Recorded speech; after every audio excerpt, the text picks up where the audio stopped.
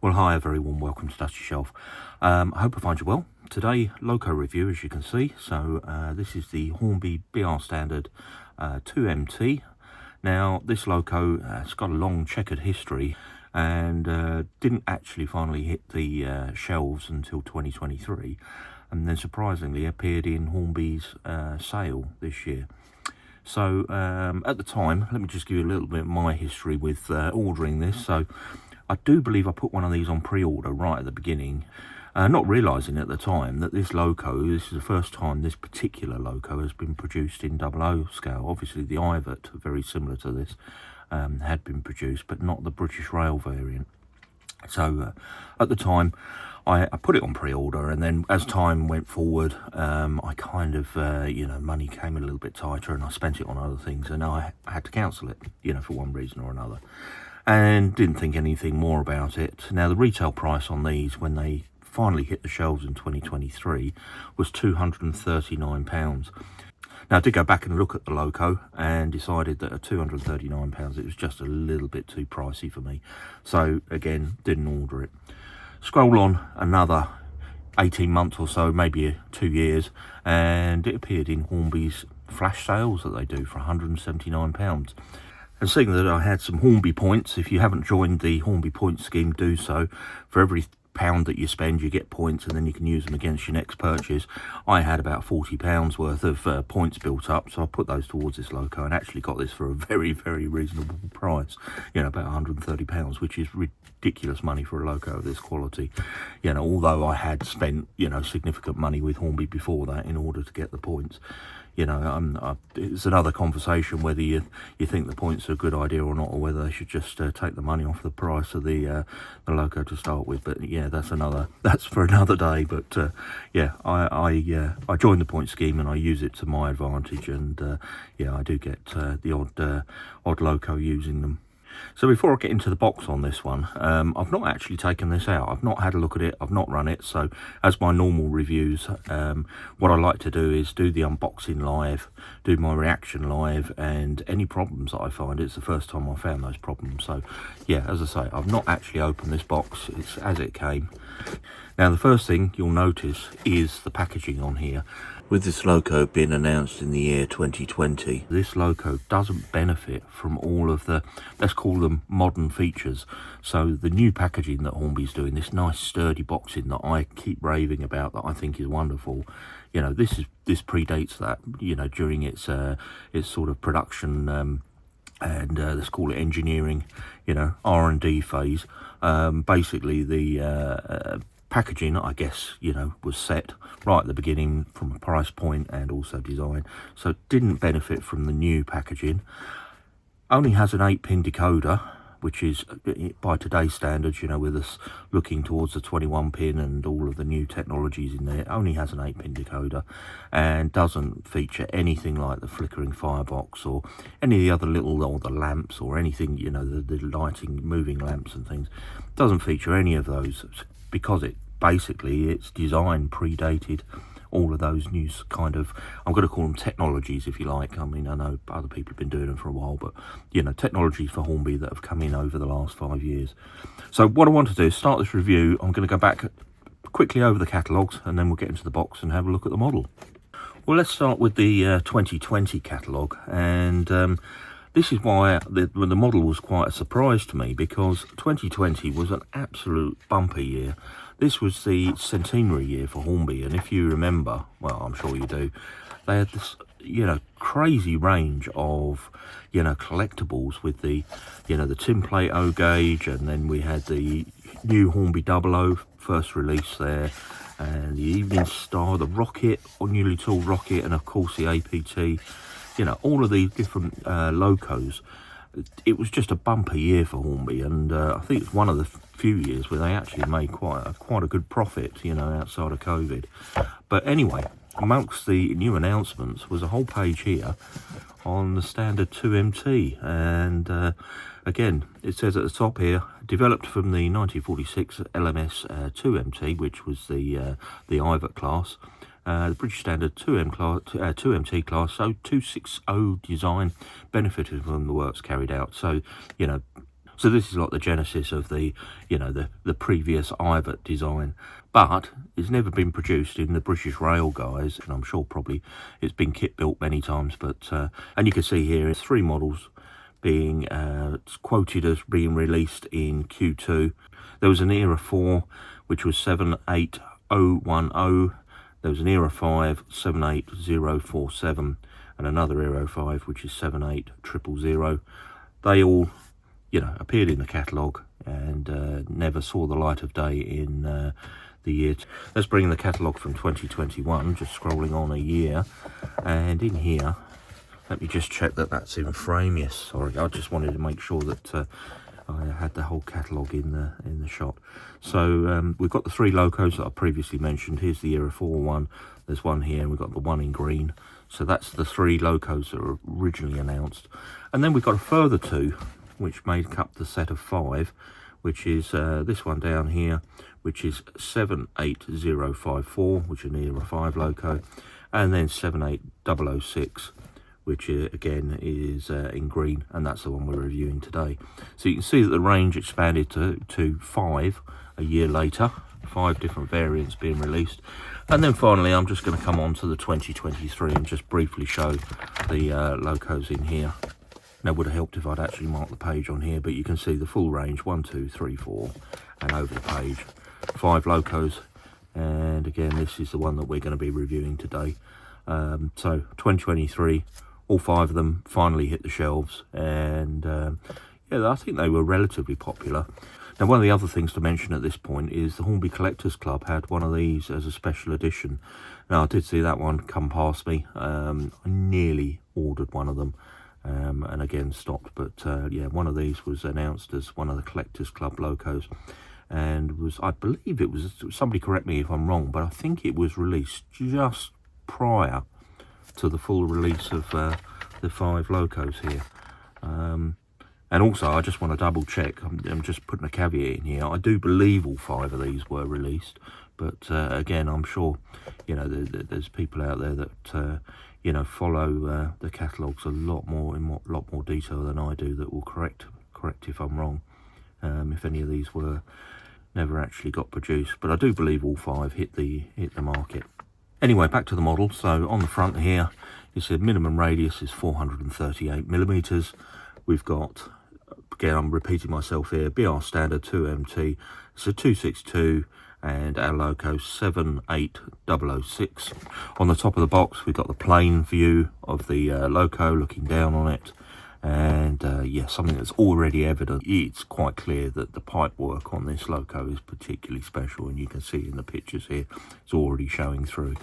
And then on the back of the box, we've got a lot of information here about the Loco. I'll read through some of this in a moment when I do some close-up shots of the Loco, as I normally do.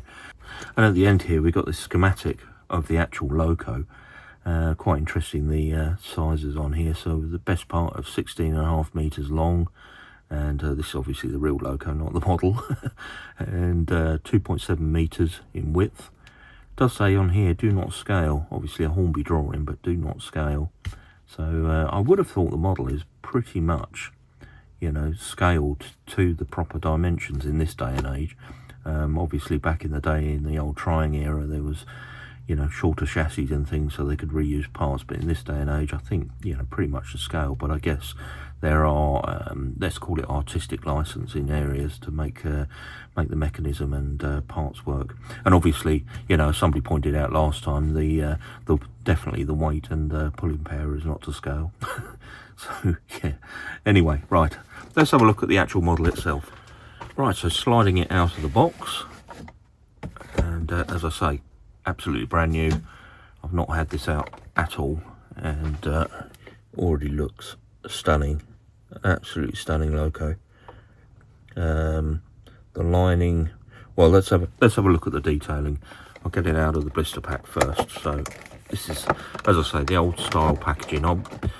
You know, it just seems a shame that for this to have missed the you know, the new style of packaging. I think in 2003 we had the well, definitely the Turbo Motive had been released, And I mean, I believe that had the new style packaging. I didn't actually order one of those myself, but I think it did have the, you know, the really sturdy boxes on that one. And this just missed out, as I say, because it was being, you know, being designed at the time.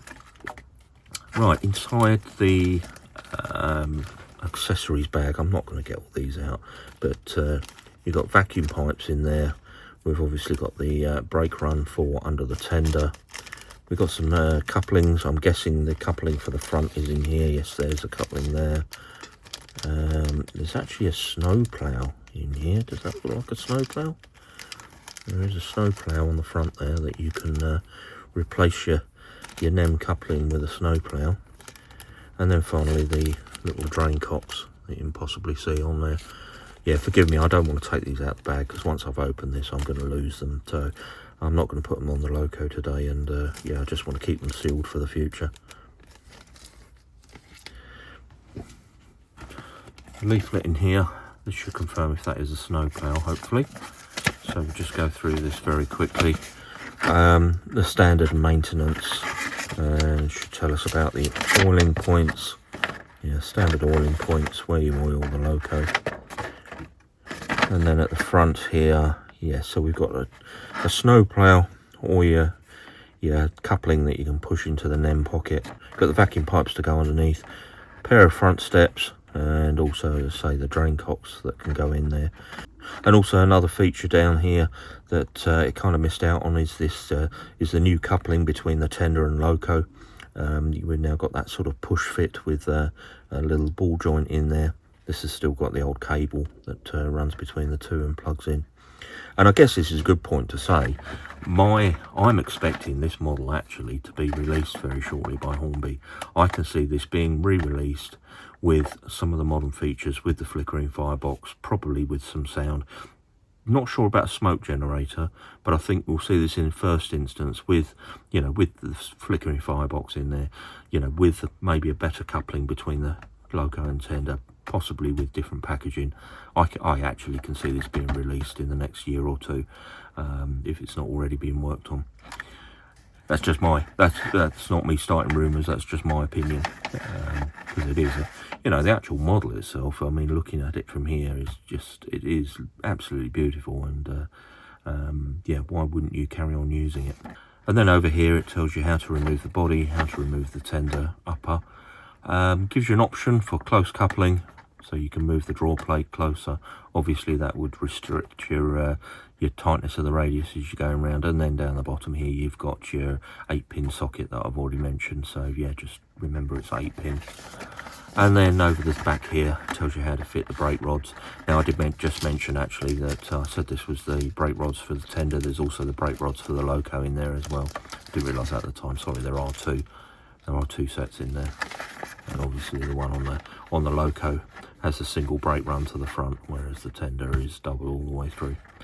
And there's spare parts and service. There's a message here: spare part pack can be obtained from Hornby service dealers. Now, my recent experience trying to get some spares for what was a brand new Loco, there just doesn't seem to be any spares anymore. It's a thing of the past, spares for these Locos. So yeah, do keep that in mind when you're buying them. I certainly am. I mean, I'm being very cautious with purchases on really expensive Locos if we're not going to be able to get spare parts in the future.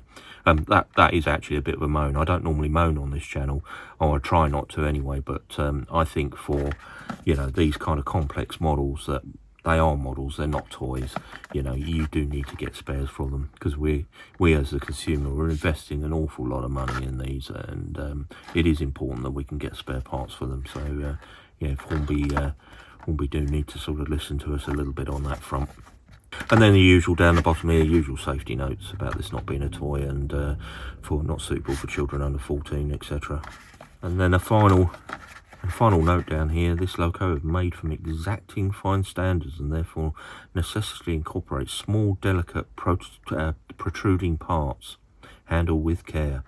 So basically that's I think that's aimed at me with my, you know, people have pointed out before that I'm a little bit boisterous with these models, so yeah, I need to be extremely careful with this one. Right, let's open the packet. So as you know, I'm a big fan of this older packaging where you open one end and then rotate the packaging round and the model is presented to you. And the first thing I'm going to say, first impressions, just looking over the model, I mean, there are so many separately fitted little bits of detail on here. Absolutely wonderful. Now, I'd like to suggest that we're living in a Renaissance era of model railways. I mean, these, I'm going to say mass-produced. I mean, they're not mass-produced in terms of how they were back in the day, but even these models, they're still made in multiples of, you know, multiples of hundreds. And so in terms of mass-produced, I mean, the detailing on here is just exceptional. Now, I appreciate the models are very expensive and prohibitively expensive in places, and some of them are out of reach for most of us. But in terms of the quality and the detail on these, you know, I see, you know, particularly Hornby getting beaten up quite often over, you know, models not running perfectly. And I saw a really bad review of one of the other manufacturers the other day, and I just thought, well, you know, you're kind of missing the point of how complex and detailed the model is, and actually what you're paying for it when you think about all the design and R&D and manufacture and tooling and production that's gone into this, including the box and the packaging and the leaflets that go with it. And actually, when you take a look back, I mean, look at this. This is wonderful. Right, let's lift it out. Let's have a look around it. I'm rabbiting on, as always. Right. Well, it is a stunning Loco, and I'm really worried about actually holding it, so I'm going to put it down. There's too many little parts on this and I'm going to damage it, and what I'm going to do is talk through it and yeah, take some photographs, pop the photographs up on the screen, but I'm going to do this very gently from the desk here. So let's start with the Loco and let's work our way round. So in terms of the cab side, first thing that jumps out is the crispness of the painting, 78006, and there's a tiny little number 2 printed above. Wonderful, wonderful detail on there. Moving down under the cab, I believe it's the speed, little detail there that runs to the centre of the wheel. Be interesting to see how that sits on there, obviously with the axle rotating, how that fares with the axle rotating on there.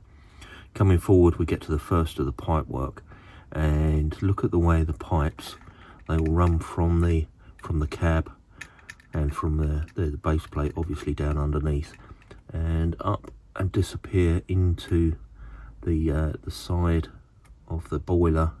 There's like the covering plate there. They disappear behind it and then reappear at the front. Absolutely amazing detail. Now, I'm going to be a little bit picky here. In fact, no, I'm not. No, I'm not. I was going to say the banding doesn't match at the bottom there, but, you know, you're never going to look at it from that angle. So, yeah, I'm not even going to mention that. That doesn't make any difference. The banding on the top, it's not too bad. Not as crisp as it could be at the top there, but really, really being picky. Really being picky. I mean, your eye doesn't go to it, not like some of the other ones I've had in the past. It's just a very slight blemish. Let's carry on looking underneath. So the pipe work, the sort of copper pipe that you see there, once it runs underneath, now painted in black, but all separately fitted underneath the running board all the way down the side. And the mechanism on this is just absolutely exquisite. I just hope that it moves as smoothly as it looks, you know. I mean, it just, you look at it and it just looks like it you know, wants to move in a nice motion. More separately fitted pipe work on the running board here and underneath. The separately fitted, I'm not actually sure what that's for, just here, just on the boiler stay. And then the lining on the cylinders, absolutely crisp. We've got a little plate on the middle there which has got rivets moulded onto it, and all the riveting on the smoke box, absolutely spot on. Got riveting round the chimney, holding where the chimney attaches to the smoke box, all rivets round there. And again, more pipe work on the side of the smoke box. And then down the side here we've got the I believe they're probably rods or something, but I'm guessing some sort of lever movement. So you'd move a lever in the cab and this would push this I don't think this is pipe work, and because there's a mechanism in the middle there, a reverser, so you push this way and it pull on this way. I'm guessing it's probably the actuator for the blower, but I'm not that familiar with this Loco, so forgive me if I've got that wrong. Up the side here, got the injector points. You can see the, again, nice copper, and the colour is absolutely spot on for these pipes.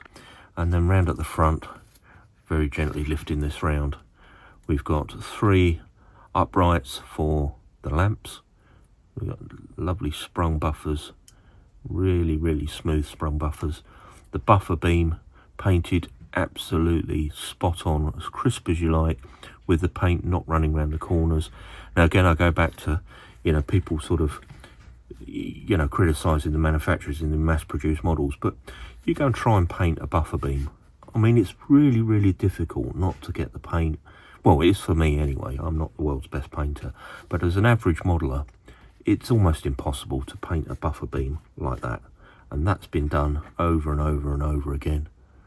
And yeah, it truly is yeah, quite a feat of manufacture, if nothing else. Round onto this side, and again, you know, the theme of the pipe work continues all the way down the side here. Again, more pipe work down the side of the boiler in black. We've got another one here which is moulded in, but still, you know, has the attachment points all crisply moulded into the plastic. Again, the injector points for the boiler in copper, perfect colours. And then down on the side here, I'm guessing probably maybe the handbrake or something, I'm not sure, but there's a little feature on the side here that's really detailed in its moulding.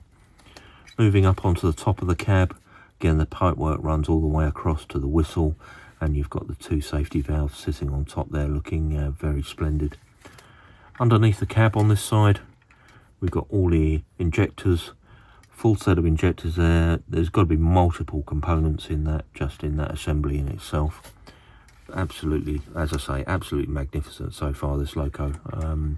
I'm kind of a little bit, if you like, speechless. I mean, because it is so good. It is really good in terms of its detailing. Underneath the Loco, on the, obviously on both sides, but I didn't mention it on the other side, we've got the blast pipes for the, you know, the sand delivery and for traction. Got really detailed brake blocks all on all 3 wheels, and obviously if you put the detailing pack underneath, can you believe that, you know, they're calling this the detailing pack when you've got all this detail on the Loco? But anyway, you've got additional details that you can add on here. So with the injector, sorry, with the drain cocks added on to the base here, you know, and the brake runs underneath, I mean, yeah, wonderful, absolutely wonderful. I'll come to the cab in a moment because I am going to separate the 2 so we can have a good look inside. On the tender, again, absolutely crisp lining and beautifully executed rivets down the side and onto the coal bunker at the top. The coal, actually, in terms of the moulding on the coal, it does look absolutely spot on. I mean, I've seen some really poor bits of you know, modelling of the coal recently, and yeah, that doesn't look too bad at all. That looks pretty good, you know, considering it's a moulded part that's dropped in there. The British Railways logo looks really good, and we've got obviously the bearings quite prominent on the axle boxes there. I would like to think they say Timken or something on them. There is something printed on there, but got separately fitted steps on the back there, and you can see the printing just on the rear of the Loco. And again, sprung buffers on the top, separately fitted handrail, and lovely little moulded in details all over the tender. Just around this side, much the same on the tender, still looks wonderful. And on the rear there, we do have the NEM pocket, and then finally on the rear here, as I mentioned, the all the separately fitted parts. I'm going to mention the fact that, you know, you've got the water filler, looks to be separately fitted on there. Now I need to separate the Loco and tender to show you inside the cab, so let me go and do that, and yeah, we'll come back and carry on looking around this wonderful Loco. Now, separating the tender from the Loco, I didn't actually notice there's a little bit of packaging inside, so if you do have one of these, be careful if you're running it, because obviously that's not going to allow it to move around corners very easily with that little piece in there. It probably does say it in the instructions, but I didn't see it as I was sort of scanning through. Anyway, inside we've got separately fitted brake levers, which is great, and you know, the detailing in the tender, I'm blown away with the whole Loco. But even in here on the windows, we've got, you know, the bars on the rear windows there all modelled in, and you know, with the two-tone colouring on the parts here. So the doors for sort of the coal bunker, if you like, all moulded in black, but then drop into the sort of green section at the base where it's been painted in.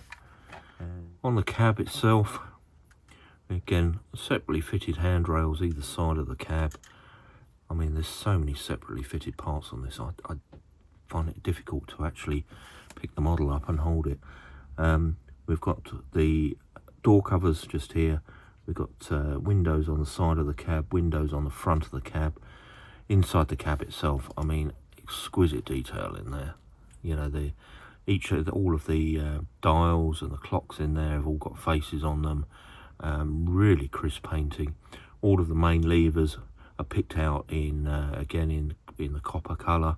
The firebox door has got its own sort of separately fitted handle and mechanism and lever on there. We've got separately picked out pipework inside there. Yeah, really lovely detail, even down to the drain cock mechanism down by the smoke box door. It's all picked out. We've got little wheels fitted on the side here.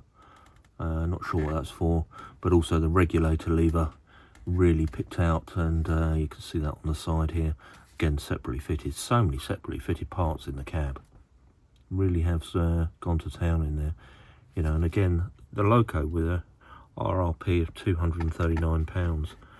You know, it's an expensive Loco. I mean, it's not the largest of Locos, but for the detailing on here, what we ask of the manufacturers is to give us these detailed models, and yeah, they do come at a cost, unfortunately. And just to mention the socket in between the two, as I say, it's the old style plug. You can see here with the wires from the Loco. Your wires can poke back a little bit inside, but then that just drops underneath and plugs into the tender. And here you can see the drawbar with the option for close running or not. I've got this, obviously I haven't changed that, it's still on the longer running, so I can get around wider radius curves. Right, in terms of the weight of the Loco, I'm actually going to do it in two halves. I didn't actually mention the build of this. So plastic body, I believe, but it does feel like a die-cast chassis on here. Certainly the Loco's got a fair bit of weight, which is always good to see. Let me just get my scales working. Okay, and we'll pop the Loco on.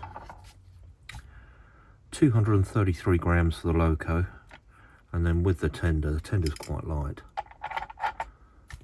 So 300 grams or 297 grams. So not the heaviest of Locos, but still not too bad for the size of the model.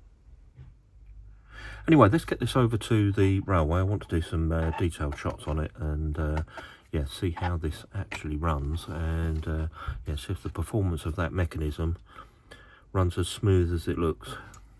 Right, so I've popped the Loco onto the rolling road, and let's just give it a tiny bit of power. Well, you can see how slow I can get the motion moving, and yeah, a very kinetic movement that you can see. Just speed it up just very slightly so it is actually moving, and as I hoped. I mean, it looked smooth when it was stationary, and it certainly does run smooth. You have to forgive the sort of bumpiness of my rolling road. It's quite an old one, but you can see there the way the motion is just yeah, it's just beautifully done, isn't it? So well executed. Let's speed it up a little bit. I'm just looking at the footage, and I can see the light refracting off the window there, sorry. bit distracting. It's just where the Loco is moving around, it's catching the light. Let's just move it, the speed up a little bit. What a lovely runner.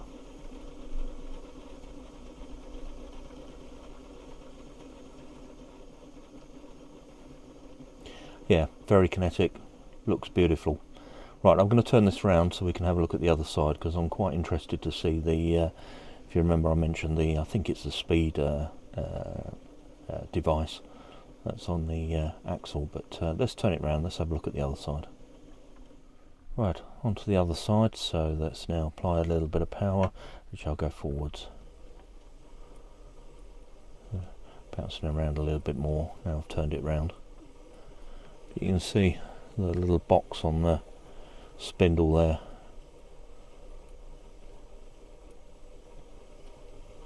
I could sit and watch this for hours.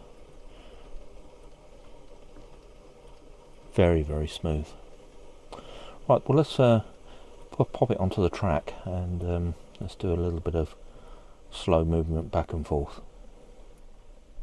Right, so down onto the track, and I'm just going to switch my controller over to half power and just see if we can get this to creep.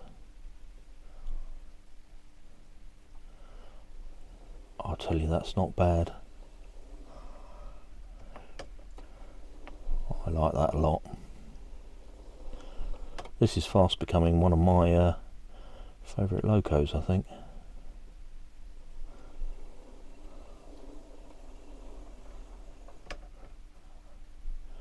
Yeah, very, very smooth and very lots of control, and that's the important thing. You know, certainly at slow speed.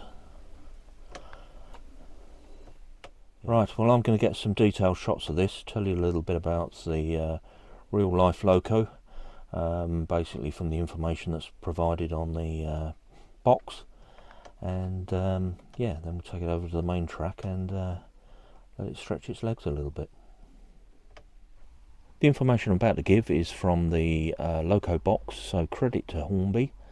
Developed from Ivert's Class 2MT 260 design of 1946 for the London and Midland and Scottish Railway, the British Railway Standard Class 2MT design benefited from the work carried out in 1949 to 1950 to improve the steaming characteristics of the Ivert.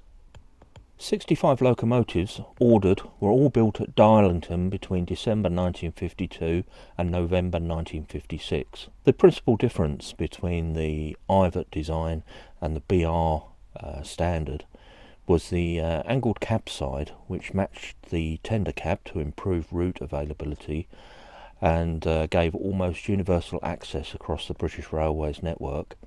The LMS top feed arrangement was replaced by the BR standard clack valve, and I'm just going to correct myself because earlier when I was looking around the Loco I said they were the injector points. Well, they are the injector points, that's where the water is injected, but obviously it does go through the clack valve on the boiler there, so yeah, apologies. I will put a little comment in when I edit this. And finally, the front end was smoothed out to give a neater appearance. The first 10 locomotives were sent to the West region between December 1952 and April 1953, where they were allocated to the Oswestry shed to work over the Mid-Wales lines, while the second batch of 35 locomotives delivered between December 1953 and December 1954 was shared between the Eastern and Midland regions. And then the final batch of 10 was delivered between February and June of 1956 and ended up with the Midland region at Chester and Wigan. Now, according to the box, the locomotives were reliable in service, entirely suited to their mixed traffic task, and were equally at home hauling short rakes of coaches on rural lines or moving light freight across the Pennines. The crews appreciated the protection of the modern enclosed cabs with the ease with which the locomotives could be fired. At the end of May 1967, the class had all but been withdrawn from service, and 4 locomotives made it into preservation. The locomotive that we're looking at today, 78006, was one of the first batch of 2MTs standard design built by British Railways. The locomotive was initially assigned to the Oswestry depot and worked in Mid Wales, where the enclosed cab design proved a huge advantage, as it says. From 1962 the locomotive was placed in Gloucester, where it remained until its withdrawal in December 1965.